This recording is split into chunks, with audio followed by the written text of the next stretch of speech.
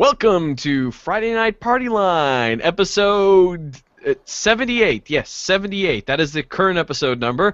I'm, of course, your happy host, Victor Frost, and tonight it's just the three of us, plus you, lovely audience. And we're going to have ourselves a good time. Yeah, audience, we're going to have... Audience, yeah. So fucking four of us then. Folks, I'm going to be completely honest with you. This is going to be one of those episodes.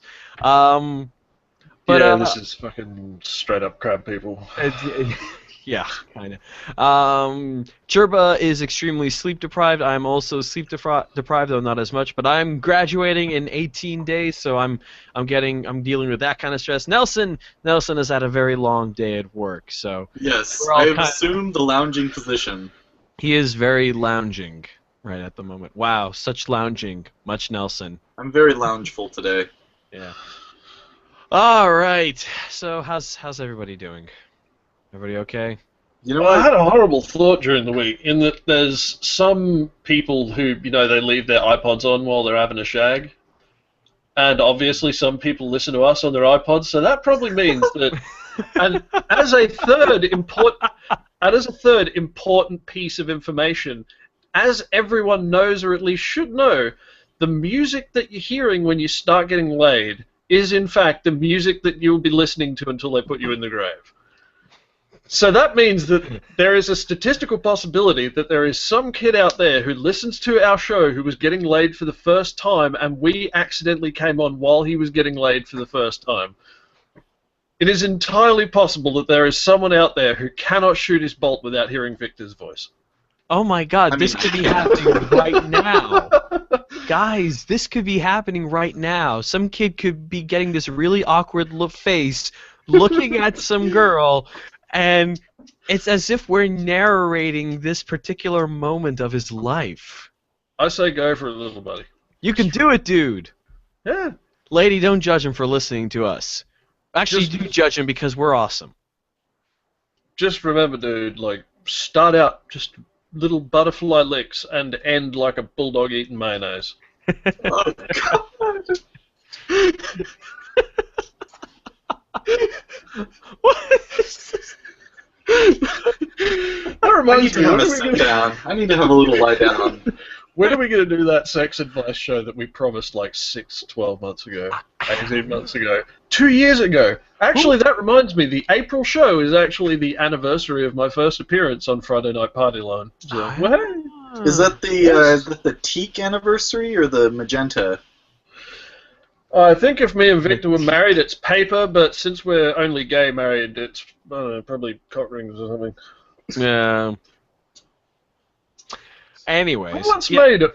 3 years ago, three years ago, I would have been a little bit mentally paralyzed by that thought. But 3 years into Friday Night Party Line, I'm just so fucking desensitized. It's just...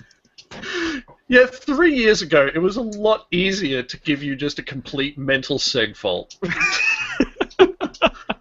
Yeah, this is true. Now you have to really pull out the stops, Chirbo. So, one day I'll tell you about the time that I made at someone's request, a very nice Australian hardwood vanished lacquered cock ring. It was a piece of art. Well, why not just do it now? We've already got it, and this is a Crab People episode anyway, so let's just have at it. That was pretty much the entire story, but it's always a bit weird to explain to the local woodturning society why you want to borrow one of their lathes. Oh, what are you planning on making? It's a bit of a tricky one, actually. It's just a... You could say it's a ring. Oh, yeah? It's a big piece of wood for a ring. Big fingers.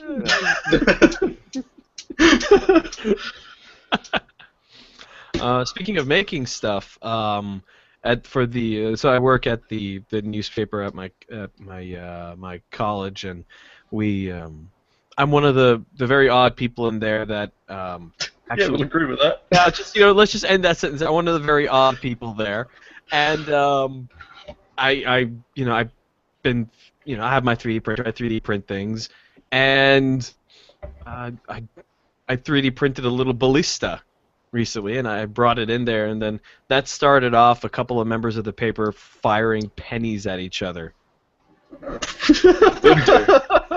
Victor, What? by this sign shall ye conquer. The I'm sign thinking is about- actually just a cock ring. Yeah. I'm thinking This maybe episode making a is- little. This episode entitled "Sherba Makes Things for Things." Churba makes things for things. So Churba's handcrafted finely lacquered wooden artisanal cock rings. Episode title: Artisanal Cock Rings. Artisanal That's it. cock- It's That's set in stone now. We've got to go with it. done. Okay, so let's actually get the show going on this front. Thank God Thane doesn't listen to the show anymore. Oh, He would God, just yeah, kill right? all of us. Right? This is the most crab people bullshit ever. What is the first topic before we fuck The it up first- even worse? The first topic for today, for today's episode, is science fiction is a very big influencer on technology. You go back and you look at shows like Maxwell Smart. Oh no, actually, even Star Trek, much better example. The Star Trek communicator was Yeah, the big. What the fuck is Maxwell Smart? Maxwell Smart. You It's- don't know Get Smart. You don't know Get Smart. Oh, Get Smart. Yeah. Oh, I just Anyways, you go back and look at Star Trek with the communicators, and obviously that was a big inspiration behind cell phones. And I've had where's that stupid fucking chart? I told you guys it's gonna be one of those shows. Oh, there it is. Yes. So all that being the case, it's really interesting to go back in time and look at books and see how science fiction has forecasted the future of technology. Gulliver's Travels, they said that Jonathan Swift said that Mars has 2 moons, and about more than 100 years later, we actually discovered the 2 moons of Mars. So that's great. I mean, And, I feel like tons- that was just kind of guesswork. Yeah, maybe. But, you got Arthur C. Clarke saying there's going to be communication satellites, and, then communication satellites came about. In-ear headphones in Fahrenheit 451. But, there's lots of cool stuff, and it kind of got me thinking in a very lazy way. What technologies do you guys think are going to be as prevalent as, say, a cell phone, or for example, the television in the upcoming futures that you've been seeing in science fiction recently? Well, I have 2 things. The first thing is the one that I hope will happen, and the second thing is the one that I know will happen. Okay. The first thing is, of course, the dream of the 90s, virtual reality. Everyone yeah. wants a dream. It won't Virtual boy. it won't be as prevalent as television, I don't think. I mean, it might be. It would be really cool if it was, but I know at least it will reach consumer level quality. Like in the next 5 years, which is super cool. Because there is a lot of If only there's a because Facebook bought the. yeah, there's a lot of money being poured into it now, which is awesome. The second thing is not AI, because AI is a very hard problem. But there is an idea of weak AI, which are basically non-sentient but still human-like programs. And sort of like Siri, sort of like the movie Her, even though I have some qualms about that movie. Like Gertie from the movie Moon. Yeah, it's basically like programs that you interact with in a natural way, but are not necessarily sentient. And I think that will actually happen sooner than we would otherwise expect. I mean, Siri is not there yet, but it is getting close. And I've started using the dictation, the regular dictation feature on iOS to tweet things, and it works really well. voice recognition has gotten like exponentially better since the early 2000s, when all of us tried it once and then was like, oh, this doesn't recognize my voice. I can tell that you don't have an accent. Yes. Have you seen the videos of Microsoft's Cortana for Windows Phone? I actually haven't, but I'm intrigued by the prospect. Yeah. I love that they stuck with the name Cortana. Oh yeah. That was great. I find it interesting that her visual portrayal has gone from a maybe late 20s looking young woman, and just her AI avatar slowly got younger and younger. Until now, it's made a sudden jump, and it's just a circle representing an egg.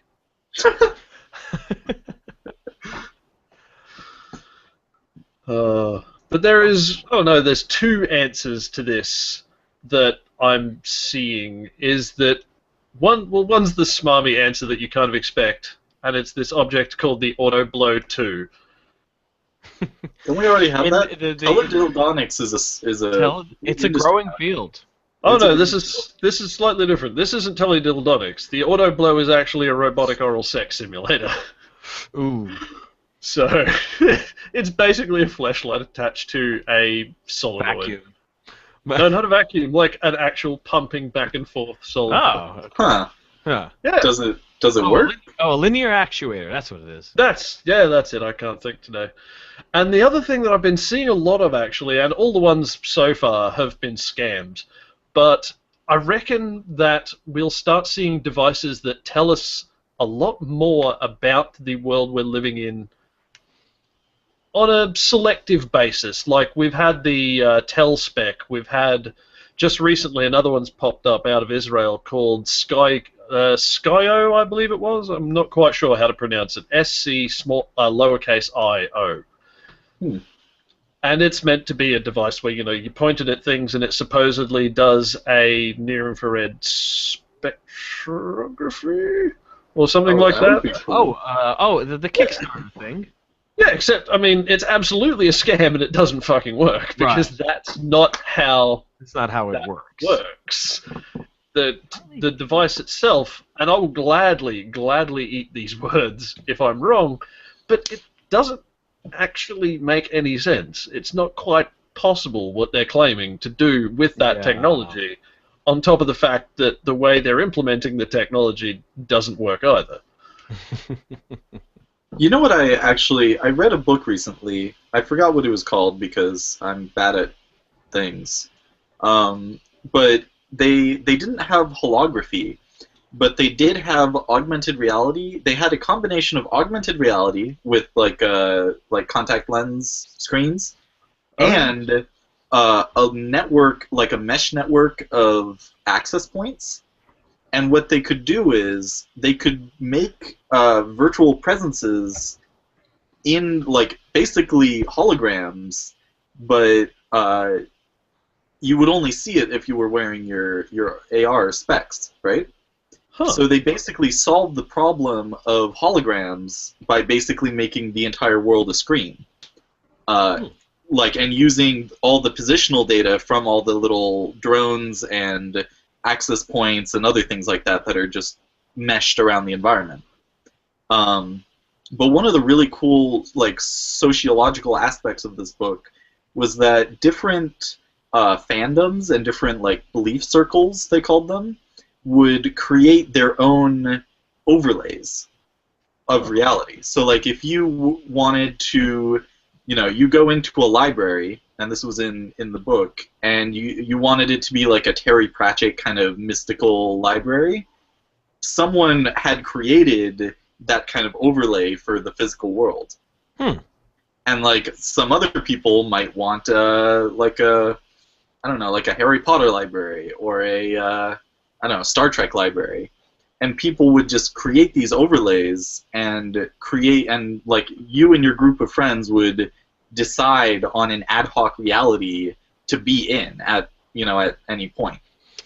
I always like the idea of an ad hoc reality. I think it's such a cool concept.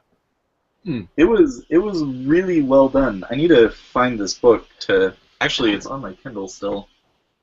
I will I find must it. admit, the marketing pitch for the scam device I was mentioning before includes a line about how they want you to help them create a what was it? Basically, an open source encyclopedia of matter. Huh.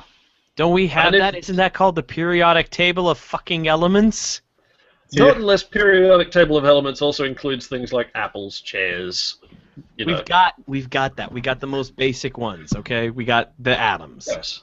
But So they're this- looking for the more expanded version, and that is a really interesting idea. I mean, you can have a database of precisely what's what at a molecular level.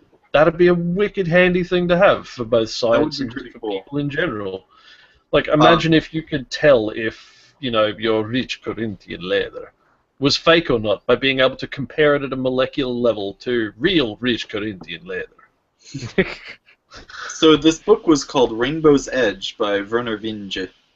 Oh yeah, I've heard about that. Rainbow's It's a good book. Edge. I gotta write that down. I think it may have been covered on the SFBRP. I'm not entirely sure.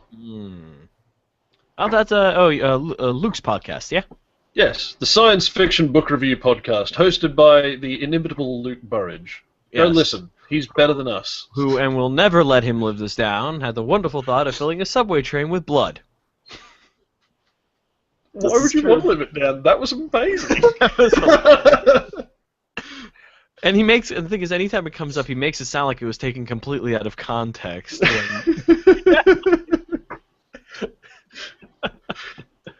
I mean, for me, I think what I'd like to see that's in science fiction to come into reality, and this one is like the super future. Is I like the brain upload thing. That's pretty cool. Huh. I think more realistically though is and this is already kind of being worked on to an extent. I mean, it's not perfect, but there's definite strides in that direction. Prosthetics with Oh yeah, full prosthetics. feedback, with full like sort of sensory feedback. I want Ghost in the Shell prosthetic bodies to be a real thing. We're getting there slowly. Yeah, we are. We're making great strides. Actually, speaking of artificial legs, have you heard about the new the new Oscar Pistorius drinking game? Say that again? The Oscar. Now you're doing it. It's infectious. The Oscar Pistorius drinking game. Basically, what you do is you all get legless, lie down, and then every time someone gets up to go to the bathroom, you take 4 shots. Oscar Pistorius drink. I know that there Okay. is like fucking 3 motherfuckers out there who are just laughing their heads off right now. It's just not you two fucking okay. Philistines. Okay, it's that's the runner with the prosthetic legs. I wasn't really connecting why it was funny, but yes, now that is really kind of morose and hilarious at the same time. Man. Yeah. Yeah. Speaking of That's science fiction, I'm really bummed that the science fiction series Almost Human was canceled. Oh shit, it was. Is it good? It's Well, was really it good. It was really good. First season was really great. It was like this big homage to Blade Runner and it's like Blade Runner meets like procedural cop drama. I like Well, it. I will have to acquire it by legitimate means. Of course, legitimate means. Of course. But yeah, no, it was on the bubble. This after the season ended in March, and Fox canceled it. Because they have such That is what Fox do. it's such a real surprise because they had a great run. They have such a great history of science fiction series that they just let. Firefly that went on forever. Yeah. Yeah. We actually kind of got sick of it after the 10th season. Yeah, I know. I mean, it pulled an X-Files and just got really just sad after a while. Terra Nova, man, that's a staple in sci-fi. That's just been around forever. Yeah, You it's know a bit what? unfortunate that they kept on with all this fucking low-rent, samey sci-fi that nobody really liked that much and didn't carry on with the wildly popular How I Met Your Mother. Yeah. Yeah. Wow. So- Original. So original. Since we're on the topic of sci-fi in media, Hold on, just Uh, 1 second. If there is by chance a Fox network executive who is perchance listening to this podcast and heard that last little bit, we were being entirely sarcastic. You are a fucking idiot. Bring back Almost Human, you dipshit.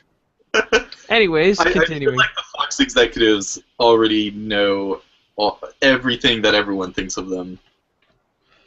But I'm also so, pretty sure they don't fucking care. have you guys seen the movie Her? Yes. No. I hated it. I am. Why is that? I only ever heard good things about it, except for, like... I also only ever heard good things about it. So, okay. That movie. I So, don't know about it. it's time for me to fire the spoiler horn. I'm gonna spoil some things, but it's No. not really a spoiler because it's such a mundane Yeah. plot. No kidding. So, a sad, lonely nerd guy Mm-hmm. who was divorced, well, is in the process of being divorced, in the long and slow and very, very twee process of being divorced. Who plays him again? I don't even remember. He just mumbled the entire movie. Anyway, But I just think it's. he gets an operating system that just happens to be a fully artificial intelligence, right? This is like full-on strong AI. Yeah, this is strong AI, and he buys it. It's a person from, in from a like computer, a basically. mall kiosk. Not even from like the super high-tech store. Nah, just mall kiosk. Mall He's like, kiosk. I think I'm gonna get a new operating system today. Okay. All right. So he gets a strong AI. None of that's explained, but it's not really. The movie's not about the AI, right? So Well, I it don't is. mind that none of the stuff is explained. But he installs the AI, and he starts befriending it, and there's a lot of phone sex, Oh and my God, they're yeah. going out. That was just such an awkward scene. I think it was purposefully awkward. Oh my God. There are moments. The movie is well made. It's just the plot and the pacing and the acting and the themes. Everything are that not wasn't so the great. technical production Yeah, aspect. the of technical the film. production of the movie is amazing. The UI design for the operating systems in that game, though, that was really great. Yeah, it was fantastic. I But want so computers to look like that. so basically the gist of it is he falls in love with the AI, but he is emotionally distant and immature. And then the AI starts being rampant, which I hope you all know what this means, because I hope you all played the seminal 1990s classic Marathon for the Apple OS 8 or something. Oh, you mean Halo the prequel? Yes, the games that Bungie made before Halo, as they are otherwise known, which are fantastic. Their game Oni also had. Ooh, Oni was also great. Yeah. I mean, Halo even had a little bit of that going on. Yeah, Cortana was going rampant, and I haven't even played the game, and I know that. So anyway, for those of you who are not cool people, AI rampancy is basically when AI starts learning and becoming exponentially faster. That's basically all it is. And in the marathon games, it's not a good thing. Sort of. What happens is they learn so much and improve themselves so much that they essentially start getting a hyper-powered version of a god complex. Basically, and yeah. start thinking of themselves as gods, which starts Although, I mean, causing it doesn't big problems. necessarily have to be go down the dystopian route. In a lot of media, and also in the movie Her, they eventually just say, okay, fuck it, we're gonna go into the cloud, or We're retreat basically ascending. Yeah, they basically ascend into something. They go That into isn't the explained. cloud.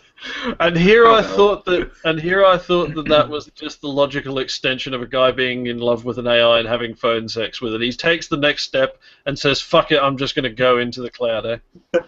Well, no, he gets left behind because he is a stupid human. But okay, so the problem I had with the movie, besides the fact that the main character is completely unlikable, is that he is the way that he is portrayed is the everyman. So like he's kind of old school. He is very, for lack of a better term, monogamous. If he's the everyman in the future, shoot me now. Well, yeah, that's the thing was that he was portrayed as the guy who can't cope with the future, but the movie kind of made it seem like people were supposed to empathize with him more so than anyone else, and that is what struck me as wrong, because the everyman who can't cope with the future is not a likable, in my very biased, very like techno-futuristic point of view, is not a very likable character. Like, all of his emotional and relationship dramas happen because he is a close-minded, wet blanket. Mm. And so, like, there's a scene where the AI, Sam, she admits that she is talking with a bunch of people while she is talking with him, because she's an AI and she runs like so much faster than humans. So she's having all these other conversations, and he flips the fuck out because he's like, "Oh, why aren't you just talking to me?" Blah blah blah blah blah. And boy, It's does like- he kind of lose it when she reveals that she's actually dating other people Yeah. too. And she reveals she's dating other people, and he just loses it. And she tries to explain, and I actually thought this was a good point in the movie. What is it called? The words writing, story writing, Yeah. script-wise, where she basically tries to explain what it's like to be an AI and run so much faster than humans. And she was like, all of each one of your words, there's like 1,000,000 years between each word, and you expect me to sit and wait for you to keep continuing on your next word without doing anything else. And I thought that was actually a really well described way, or like a good way to describe what it would be like to run at like that kind of parallel processing and super fast calculation. Yeah. But that was the only good part. And he didn't understand it all. And I don't think a lot of the audience understood either, which was really kind of sad. And it kind of tells you a little. What he does for a living really tells you a lot about his particular character. Dude writes. Sappy. Artisanal, sappy artisanal notes. Sappy artisanal notes for people. He's been writing the love letters from the two halves of one couple for like the last 10 years. Mm-hmm. Which I don't even want to know what those guys' relationship is like. But it's just really, I mean, come on. This guy is so. This is not a person that is a normal person. This is a person who is stuck in the past. Yeah, and I mean, he's portrayed as being stuck in the past, but it is not portrayed as in a good way. It's not it's not like a guy who longs for the I don't know, the muscle cars of the 50s. He wants to go back to, that sort of stuff. It's just like he's just. It's portrayed as if you are supposed to empathize with him, with his past stuckedness, rather than like kind of pitifying. Feeling pitying. Yeah, rather than like pitying him. And like the whole. Also, I have to say the treatment of women in this movie is not great. Like the one normal, sort of fleshed out woman in the movie is his friend, who's the game designer, which I thought was cool. Yeah. But she is totally just a foil for him. Like, 100%. Bechtel test. Also, No.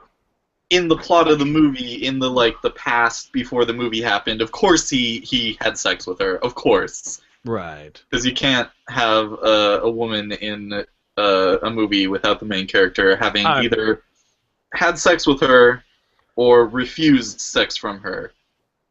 Here's a question. Nelson, you had smoke coming out of the top of your head there for a second. Because I'm so mad. Here's a question. If the game designer woman and the AI spoke to each other about something that wasn't a man, does this movie still pass the Bechdel test, considering that the AI's doesn't actually have a gender and its feminine persona could be changed basically on a whim? It would have if they ever talked to each other, which they didn't. No. Ever. Well, of course they didn't. She's set dressing.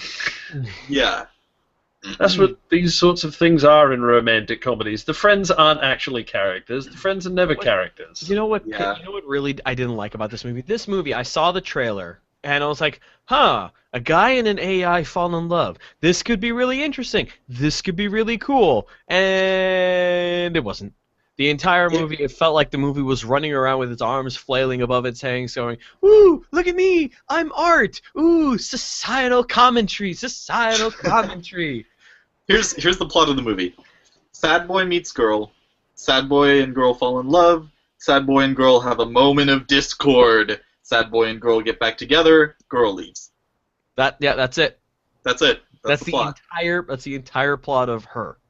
And you know what would have been a great movie?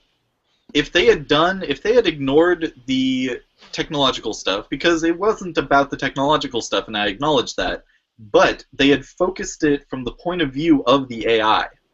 And like her dealing with the relationship while she is getting smarter and faster. That would have been an amazing movie. You know what's really weird? They got that scene where Sam hires that woman.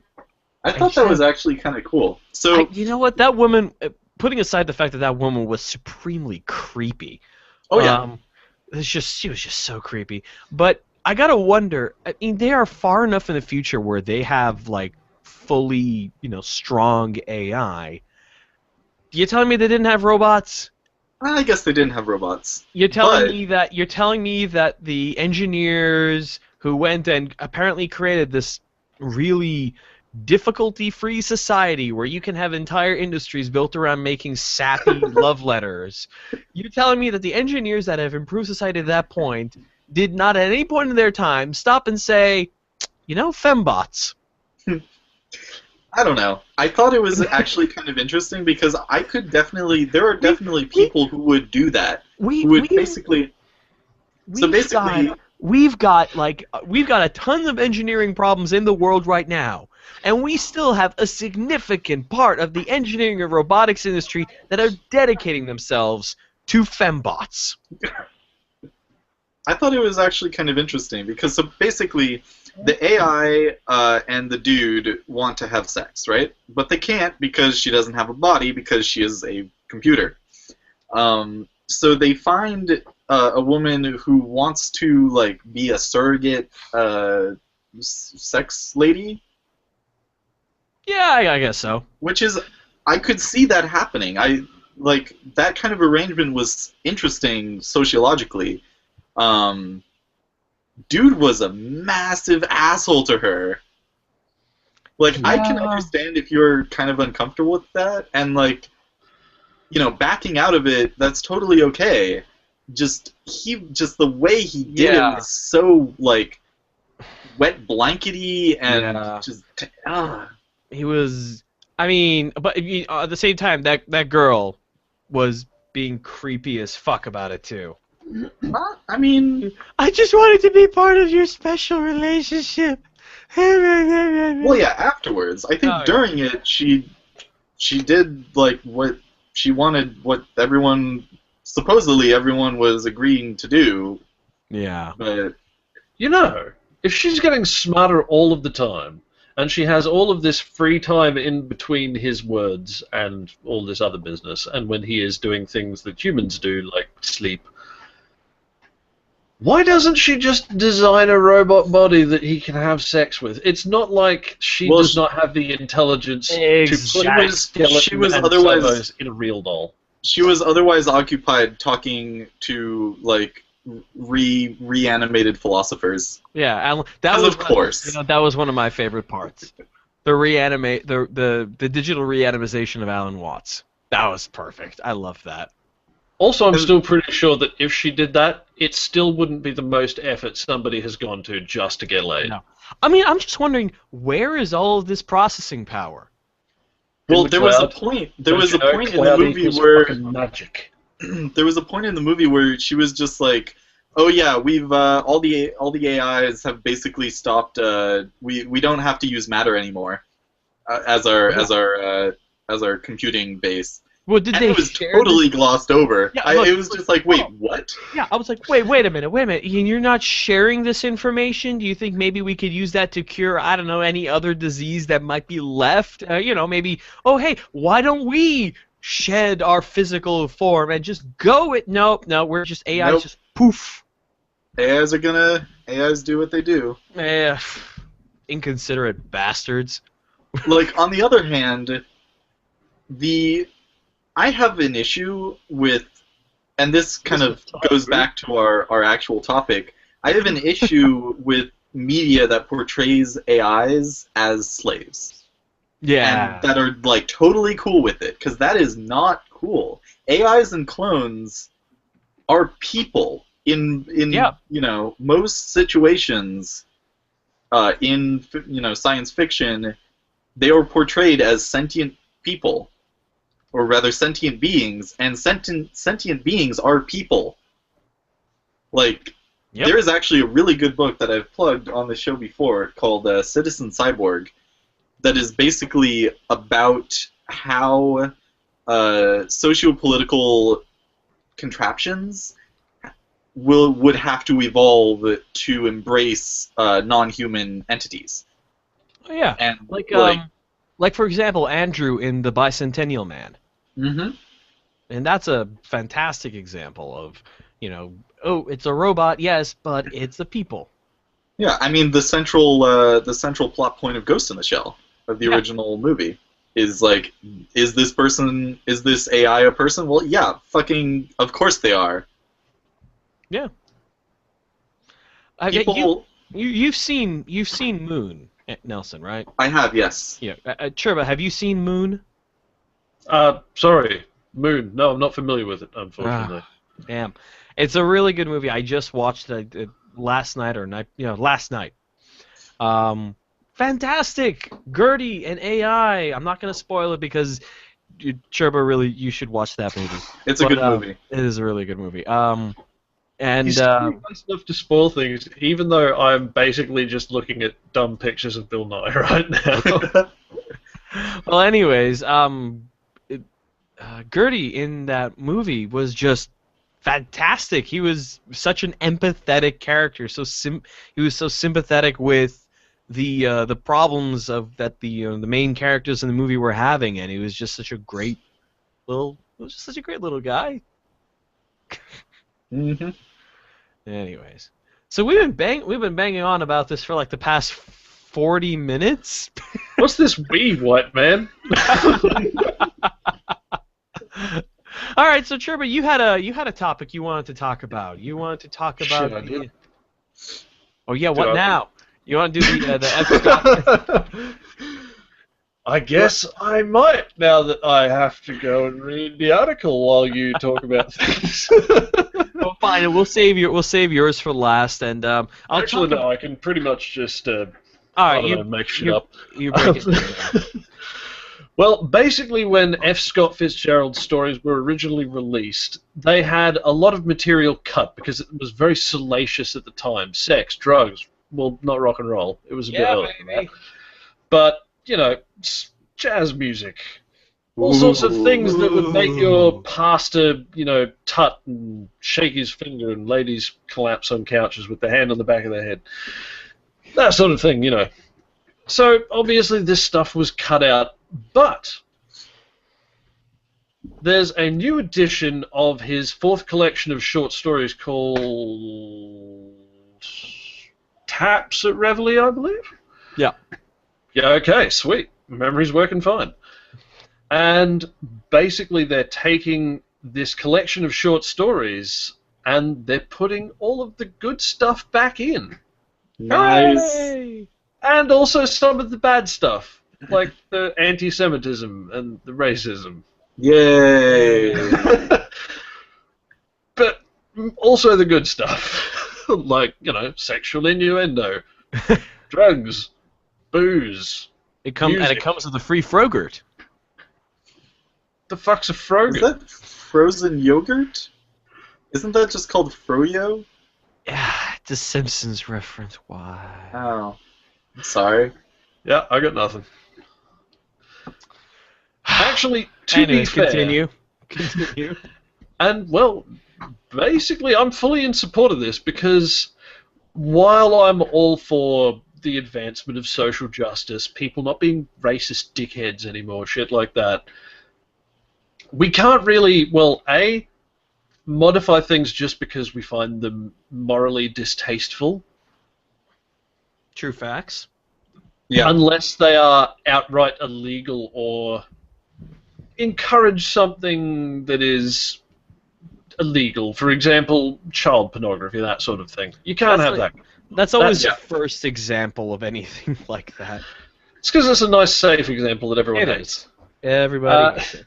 Except for pedophiles, but I don't care if they're our audience or not, so. Fair point. But the other thing is that, yeah, it's got some racism in it. Yeah, it's got some anti-Semitism. It's got some kind of nasty stuff in there that would get you pilloried these days if you said it in public, basically. But I think that should be not just put back in, but left in the first place, because we can't pretend it didn't happen. We can't edit it out of history. Yep. Bowdlerizing is the most bullshit of all bullshits. Yep. Basically, yes. To remove this stuff from the story is to pretend that it didn't happen, and it definitely fucking did. Mm-hmm. Not Yeah, only I that, like. not only that, but some of that stuff like the anti-Semitism and, you know, a lot of, for example, if, you know, the use of swear words, for example, can be used as great contextual information about the work and the time it was done. Not only that, but a lot of studies have been done, you know, examining the occurrences of swear words to look at what cultures were like back then. I have two words: Huckleberry Finn. If Yeah. there is They weren't the words I thought of. if there is any book that has such a polarized reaction and like attempts to ban it in schools, at least in the United States, I believe Huckleberry Finn is up there in like the top 5, if not the most. But it is a fantastic window into what shit was like. Yep. Like with the dialects and everything. It's great. Read books. Books are good. Yes, read Even lots books of with books. bad words in it. Read Yes, a book. especially read a book. books with bad words in them. In fact, I have an excellent book just over here that is basically entirely composed of one bad word. It is called Fuck This Book, and I can't remember where I put it in the shelf, so I'm not going to bother pulling it out. It might be. I think I see it on your bed over there. Really? Huh, what do you know? Let's ignore that, but there is, well, and also the other problem that this sort of thing causes is that people forget these things about the original stories, and the bowdlerized version becomes the truth. For example, I got in Disney. a discussion just this morning. Actually, Disney are pretty good. They've released a lot of the old stuff, like They have, Song this of the is true. South, things like that, with exactly that disclaimer at the start, that to pretend these don't exist would be to pretend they didn't happen, which is wrong. But I got in a discussion just this morning about the casting of Tiger Lily in the latest Peter Pan movie. and people are going back and forth about whether a Native American actress, took me a second to think of the proper PC term for it, but a Native American actress, actually that's probably wrong now that I think of it, No, it's true. It's right. in the role of Tiger Lily. And, people are going back and forth about it. Some people are saying, yeah, you should. Other people are saying, no, it doesn't matter. Maybe they couldn't find someone for the role that was suitable and also Native American. And I had to sit back and wonder a bit, and I did raise the question in the discussion, of course, but whether these people realize that we're talking about this one thing in Peter Pan where we're basically arguing about the correct and acceptable casting for a character that is a racist caricature to begin with, who is the princess of a tribe named after a fucking racial slur about black people. Yep. Yep. Never mind the fact that this movie is an egregious stereotype of pirates. Yeah. Yes. It's horribly If you want to see a 100% accurate documentary about pirates, I highly recommend The Muppet Treasure Island. Oh yes, absolutely. Those pirates are Tim professional. Tim Curry did those pirates justice. I think that was Tim Curry. Did you get my professional pirate reference? Yes. That is actually one of my favorite songs. Of all the songs in the history of mankind, Professional Pirate is one of my favorites. Yes, yes. But yes, it was Tim Curry. Yes, I knew I had it right. to take another, just to step back to the topic again real quick, but that's the thing. A lot of people don't realize that Peter Pan was actually really had some really horribly racist shit in it. And it's not just because they've only seen the Disney version, because let's face it, the Disney version was in 1953 and it was racist as shit. If you have never heard the song Why Is the Red Man Red? Yeah. Then maybe you should go and look that up right now and just be quietly horrified that this was acceptable in 1953. And that it is now considered a children's classic. Oh, yes. But it's not just that. It's that, basically people have gone, oh, that's kind of offensive. So they just started excluding it. And now people have just completely forgotten that this used to have a bunch of racist shit in it. Mm-hmm. And while I'm not saying we should continue having that racist stuff in Peter Pan, I don't think it's something that should be forgotten or brushed under the rug or covered up. Yeah. It should be something that we're able to quite openly discuss. We can look at it and say, yeah, this shit was bad, but it was in there. And we should also be able to openly discuss it and say it's bad without people being offended because they think they're either afraid of being called racist or because they think if they voice their opinion about these things, they may be called a racist. You can talk about racist shit without being a racist. Yep. And that was another episode of Three White Guys Talk About Racism. Whoa, excuse me. I'm Armenian, thank you. Yes, okay. Yeah, I'm about as Armenian as a stack of bologna. I'm Mediterranean. I'm not white. That's right. Actually, until around the 1940s, Italians weren't actually considered white in the United States. Yeah, that's true. Same with Irish. Mm-hmm. I'm mostly Irish with a dash of Japanese and Korean, as well as being fully inducted into Aboriginal society and considered to be an Aboriginal adult. So that's cool. Yeah, I'm a fucking mess, is what I am. You're a platypus.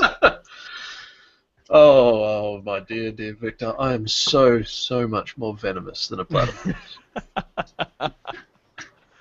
Let's see. So last topic, I'm trying to find the tab. Where the fuck did I put it?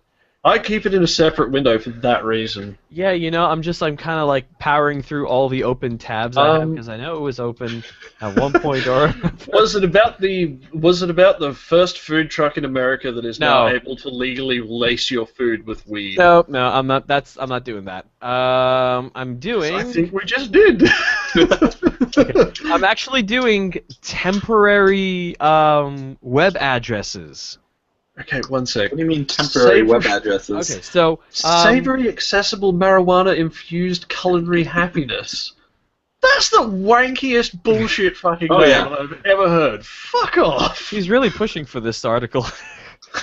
No, I'm done. That is just. I just wanted to say that these people need their fucking heads read because of that name. If it can't fit in a business card, then you can fuck right off. Yeah, huh? I've lost the tab again. Good thing I have the link. Here it is. Found it. So, Quartz put out an article recently about this new thing. It's temporary domain names. And in this particular example, it's using the .wed domain. And what they're saying is that there's this industry that is beginning to grow that you can get a .wed domain name, and it will be basically a domain name that's temporarily there for you to use for a one-time event. Well, hopefully a one-time event, or basically any event, like a wedding, for example, in this case. And that after a certain amount of time, these websites will effectively self-destruct, and the domain name will be made available again. That's actually a really, really nifty idea. It is a really nifty idea until you think of the fact that sometimes information is there, is put on the internet, is there to stay. Well, I mean, it wouldn't. Yeah, I mean, be yeah, used for that. this is purpose built for that. But I mean, it really is an interesting idea. Time bomb web domains. As a guy who buys too many domains, Oh boy, yeah. I really have to say, like, I will buy domains if I have a good idea, and then, like, a year later, I'm like, well, okay, I didn't actually use that idea. I think some kind of domain registrar where you can rent a domain name and then maybe have the option to make it permanent would be really cool. Rent to own domain names. Yeah, I'm totally serious about this. Like, rent it for 3 months for a low price, and you can use it as a website for 3 months. Put your website on there, whatever. Do whatever you want. Mm-hmm. And then either it self-destructs or you pay like a normal, license fee for using it for. Well, don't domain names year. already do that? Don't you have to pay like a Oh no! I'm thinking about. You do, but it's yearly. Yeah, it's yearly. Yeah. So like I pay $7 to $15 a year for each of my domain names, which is not a lot of money, but if I only needed something for like a month, I would just not buy the domain name, or I'd put it on a subdomain or something, and it wouldn't be as cool. Speaking the of problem domain is names, that whenever I have ideas like that, it's never something like a great idea that I could turn into something interesting. It's always dumb fucking jokes. Oh, like yeah. Happy Tank, a webcomic where it's just perfectly normal slice of life, except one of the people is a fucking tank. It's That would like be just a fantastic. Sherman. So just it would be Cromartie. like also- So just Cromartie High School. I would read that for like 2 straight months. The only problem is that I can't draw for shit, so I am shit out of luck. Mhm. Because do you know how hard it is to like go to someone who can draw and say, "Hey, I can write. We should do a webcomic together." Yes, I do. I've tried that. The answer is 100% of the time, fuck no. Or they're just being lazy and they don't want to do it. No. I think it's a good idea. I would like to Cromartie- see more stuff happen like that. That's Cromartie High School, the comic. Actually, It really I also is. have another idea for like a serious business, long form, kind of mature audience as well as teenage audience comic Okay. that would be really good about fucking English teachers. And it is basically completely boring and goes nowhere. Oh, I've read that. It's Sayonara Zetsubo Sensei. No. I've read that too, but no, it is not that. It is more just goes nowhere because like it's not Crazy Adventures where they go fucking shit blows up and everyone's in jail or they're catching students committing suicide off the roof and destroying someone's Toyota Cressida. But the students have normal student problems and the teachers have normal adult problems and normal teacher problems and shit like that, and they just solve them by being normal people. Yeah. And I swear to you, it will never have that stupid fucking comic thing where it's like, oh, I saw my boyfriend out with this girl. I don't know who she is, so I'm not going to talk to you for 2 fucking weeks. Yeah, everyone's going to have a horrible time. Can I tell you, I have watched an anime that's exactly as you described. That is just normal, everyday shit going on. It's called Danshi Kokosei no Nichiju, the everyday life of boys, and it's exactly I'm reading what it is that on the as tin. well, but yeah, it's that's another good one. I found a way to solve normal adult problems. Money? Yeah. Whiskey and money. Actually, I finally just ran out of my fucking homebrewed rum. So I need to actually get my shit together and brew another batch before PAX. I went to the local yard house yesterday, actually, with some of my coworkers, and I had the summer seasonal brew of woodchuck hard cider, and it was quite good. It was delicious. Nice. Actually, I've been really tempted recently to buy a bunch of fucking celery bitters, aromatic celery bitters, to see if I can improve on the Bloody Mary. Improve on the Bloody Mary? Yes. Isn't it already perfect? No. I don't know. Celery bitters.